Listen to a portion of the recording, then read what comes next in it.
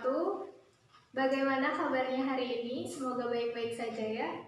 Pada kesempatan kali ini kita akan membahas materi statistika mengenai ukuran letak data, yaitu bagian kuartil. Nah, sebelum masuk ke materi, alangkah lebih baiknya kita berdoa terlebih dahulu. Berdoa dimulai. Selesai. Sebelum kita memulai pembelajaran hari ini, saya akan menyampaikan terlebih dahulu apa tujuan pembelajaran hari ini. Yang pertama adalah mengidentifikasi fakta pada ukuran letak data yang disajikan dalam bentuk tabel distribusi frekuensi dan histogram. Yang kedua, menentukan ukuran letak data yang disajikan dalam bentuk tabel distribusi dan histogram. Nah, yang ketiga, menganalisis ukuran letak data yang disajikan dalam bentuk tabel distribusi frekuensi dan histogram.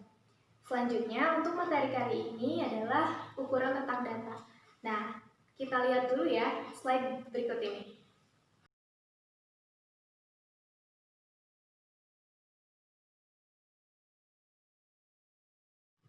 Setelah melihat slide sebelumnya, apa yang dapat disimpulkan? Benar sekali, kesimpulannya adalah kuartil merupakan nilai batas saat data terkecil hingga data terbesar diurutkan dan dibagi ke dalam 4 bagian dengan sebaran yang sama. Kuartil dilambangkan dengan huruf Q besar, di mana kuartil bawah itu Q1, kuartil tengah itu Q2, dan kuartil atas itu Q3. Kuartil terbagi menjadi dua jenis. Nah, yang pertama itu ada kuartil untuk data tunggal, dan yang kedua ada kuartil untuk data kelompok. Untuk lebih jelasnya, mari kita langsung saja ke materi. Yang pertama adalah kuartil untuk data tunggal. Kuartil data tunggal. Nah, untuk mencari kuartil data tunggal, yang pertama kita harus mengurutkan terlebih dahulu datanya, dari data terkecil hingga data terbesar. Kemudian, kita mencari letak kuartil tersebut. Nah, bagaimana cara mencarinya? Untuk data tunggal yang banyak datanya itu ganjil, kita dapat mencarinya dengan rumus QI sama dengan nilai data ke I per 4 dikali dengan N ditambah 1.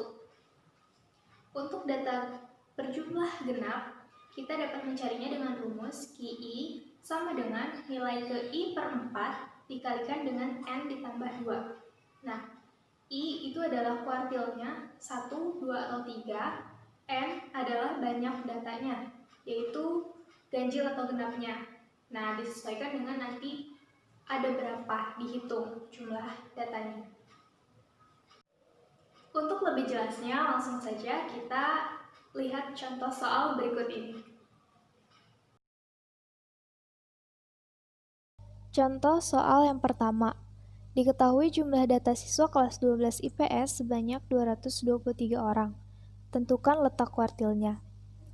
Nah, penyelesaiannya yang pertama kita harus terlebih dahulu mengetahui jumlah datanya. Nah, di sini sudah diketahui 223 data. Jadi langsung saja disubstitusikan. N-nya adalah 223. Nah, data ini termasuk data ganjil.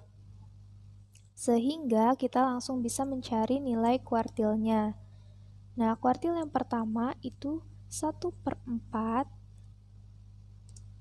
dikali dengan N ditambah 1. N-nya adalah 223 ditambah 1. Sama dengan 1/4 dikali dengan 224. Hasilnya adalah 56. Selanjutnya, kuartil kedua, yaitu 1/2 dikali dengan 223 ditambah 1 sama dengan 1/2 dikali 224. Hasilnya adalah 112. Selanjutnya, kuartil ketiga, 3/4 dikali 223 ditambah 1 sama dengan 3/4 dikali 224. Hasilnya adalah 168. Jadi, kuartil yang pertama itu ada di data ke-56. Maka Q1 sama dengan data ke-56, X ke-56. Selanjutnya, Untuk kuartil kedua, ada di data ke-112. Jadi ada di data ke-112. Nah, yang terakhir, kuartil ketiga, letaknya ada di data ke-168. Seperti itu hasilnya. Contoh soal kedua, hitunglah kuartil dari panjang jalan di suatu daerah dalam satuan kilometer berikut ini.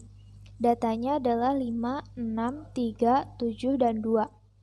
Nah, untuk mencari letak kuartil dan nilai kuartilnya, kita harus mengurutkan terlebih dahulu data yang ada, dari data terkecil hingga data terbesar.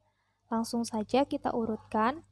Nah, datanya menjadi 2, 3, 5, 6, dan 7. Di sini kita memiliki 5 data, maka N-nya adalah 5. Setelah itu kita akan mencari letak kuartilnya. Nah, di sini berhubung N-nya 5, maka data tersebut merupakan data ganjil. Jadi, kita akan menggunakan rumus 1/4 dikali N ditambah 1. N-nya adalah 5 ditambah 1. Sama dengan 1/4 dikali dengan 6 sama dengan 1,5. Nah, selanjutnya kita akan mencari data letak kuartil keduanya dengan rumus 1/2 dikali 5 ditambah 1 sama dengan 1/2 dikali 6 sama dengan 3. Nah, yang terakhir letak kuartil ketiga yaitu 3/4 dikali 5 ditambah 1 sama dengan 3/4 dikali 6 sama dengan 4,5. Jadi kita sudah mengetahui letak datanya. Nah, untuk kuartil pertama, kuartil 1 itu ada di data ke-1,5. Nah, data ke-1,5 itu terletak di antara 2 dan 3. Maka langsung saja kita substitusikan. Jadi, untuk nilai kuartil pertama itu adalah 2 ditambah 3 dibagi 2. 5/2. 5/2 itu 2,5. Selanjutnya, untuk letak kuartil kedua itu ada di data ketiga. Data ketiga itu adalah 5. Maka kuartil keduanya itu bernilai 5. Yang terakhir, kuartil ketiga. Nah, kuartil ketiga itu terletak di antara data ke-6 dan ke-7. Mohon maaf, di antara data ke-4 dan ke-5.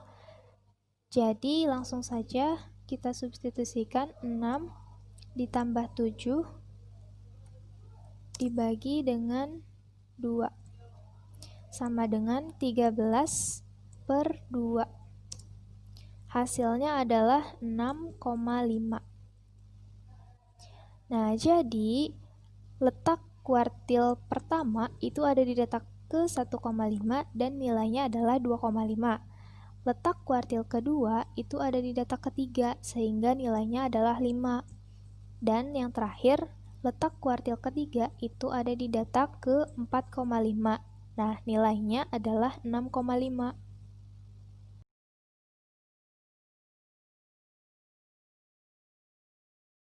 Setelah kita mempelajari kuartil data tunggal, sekarang kita akan mempelajari kuartil data berkelompok. Nah, untuk data berkelompok, data yang sudah kita miliki itu harus diubah ke dalam tabel distribusi frekuensi terlebih dahulu.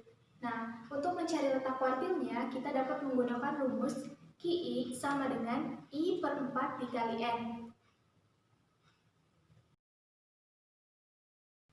Setelah kita mengetahui letak kuartilnya, kita akan mencari nilai kuartilnya. Lalu bagaimana cara mencari nilai kuartilnya? Nah, cara mencari nilai kuartilnya yaitu bisa dengan rumus QI sama dengan TB ditambah I per 4 dikurangi FK per F besar dikalikan dengan C. Nah, keterangannya adalah I itu kuartilnya yang ke-1, ke-2, atau ke-3. TB adalah tepi bawah kuartil, tepi bawah kelas kuartil. M adalah banyaknya data. FK merupakan frekuensi kumulatif sebelum kelas kuartil. QI adalah kuartil ke I. F besar merupakan frekuensi kelas kuartil. Dan yang terakhir adalah C, itu adalah panjang kelas. Nah, untuk lebih memahami bagaimana cara penggunaan rumusnya, bagaimana cara mencarinya, mari kita simak contoh soal berikut ini. Contoh soal. Tentukanlah kuartil bawah dari data yang tersaji pada tabel distribusi frekuensi di bawah ini. Nah, di sini sudah disajikan sebuah data berkelompok. Nah, ciri-cirinya itu adalah data interval. Kita akan mencari terlebih dahulu N-nya. N-nya dilihat dari frekuensi. Nah, ini dijumlahkan akan menghasilkan 120. Maka letak kuartil pertamanya itu dapat dicari menggunakan rumus 1/4 dikali N. N-nya adalah 120. Hasilnya adalah 30. Nah, sehingga letak kuartil pertamanya itu ada di data ke-30. Di mana letak data ke-30? Nah, di sini letaknya. Pada kelas 60 sampai 69.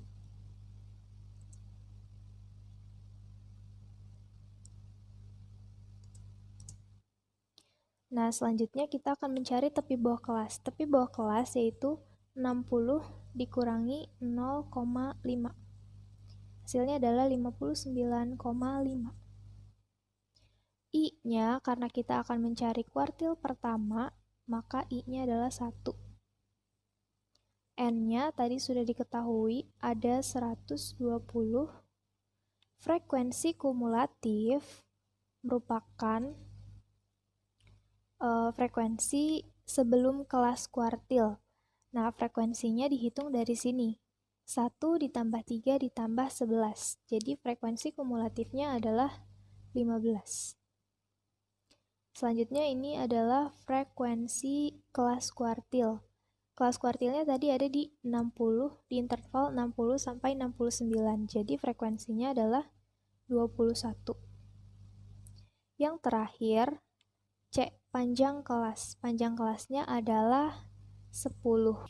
Sehingga kita akan mensubstitusikan ke rumus nilai-nilai yang tadi sudah diketahui.